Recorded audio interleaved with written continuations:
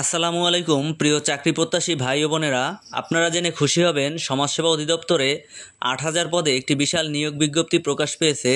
আজকের ভিডিওতে থাকছে বিভিন্ন পদের শিক্ষাগত যোগ্যতা, পদসংখ্যা এবং কারা কারা আবেদন করতে পারবেন, আবেদন ফি ইত্যাদি বিষয়। বিস্তারিত আলোচনায় যাওয়ার শুরুতে একটি রিকোয়েস্ট, আপনি যদি আমাদের চ্যানেলে নতুন হয়ে থাকেন তাহলে ভিডিওটিতে একটি লাইক দিয়ে আমাদের চ্যানেলটি সাবস্ক্রাইব করবেন। তো শুরুতেই দেখুন, প্রধান সহকারী, বেতন গ্রেড 13, পদসংখ্যা হচ্ছে 18টি। শিক্ষাগত যোগ্যতা, কোনো স্বীকৃত বিশ্ববিদ্যালয় হতে দ্বিতীয় শ্রেণীতে ডিগ্রি সহ কম্পিউটার চালনায় প্রশিক্ষণপ্রাপ্ত।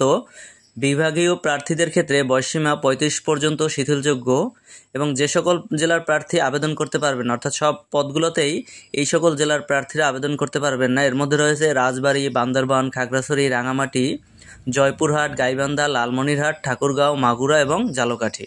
এরপরে কম্পিউটার অপারেটর, বেতন গ্রেড 13, পদসংখ্যা হচ্ছে 4টি।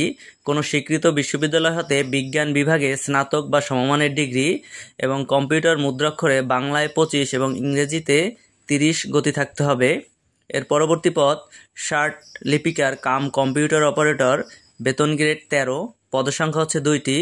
এখানে শার্ট লিপিতে বাংলায় 50 এবং ইংরেজিতে 80 গতি থাকতে হবে এবং কম্পিউটার মুদ্রাক্ষরে বাংলায় 25 এবং ইংরেজিতে 30 গতি থাকতে হবে। এর পরবর্তী পদ ইনস্ট্রাক্টর, বেতন গ্রেড হচ্ছে 14 এবং পদসংখ্যা হচ্ছে 2টি। এর পরবর্তী পদ ইনস্ট্রাক্টর ফর ট্রেড কোর্স, বেতন গ্রেড হচ্ছে 14, পদসংখ্যা হচ্ছে 3টি।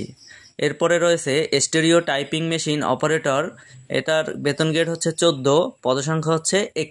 এরপরে রয়েছে শার্ট মুদ্রাক্ষরিক কাম কম্পিউটার অপারেটর, বেতন গ্রেড 14, পদসংখ্যা 1টি। এরপরে আছে ফিল্ড সুপারভাইজার, বেতন গ্রেড 14, পদসংখ্যা 20টি। শিক্ষাগত যোগ্যতায় বলা আছে কোনো স্বীকৃত বিশ্ববিদ্যালয় হতে ন্যূনতম দ্বিতীয় শ্রেণীর স্নাতক ডিগ্রি এবং কোনো স্বীকৃত প্রতিষ্ঠান হতে কম্পিউটার চালনায় প্রশিক্ষণপ্রাপ্ত।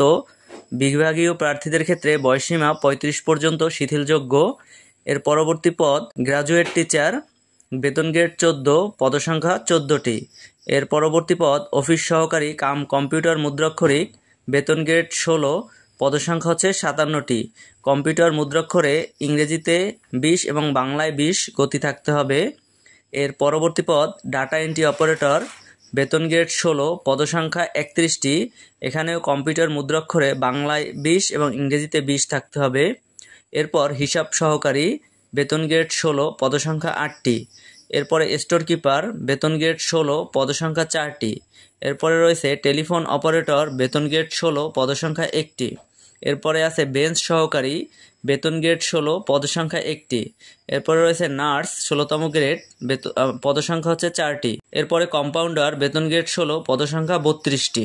এরপরে রয়েছে সহকারী বাবুর্চি, বেতন গ্রেড 20, পদসংখ্যা 2টি।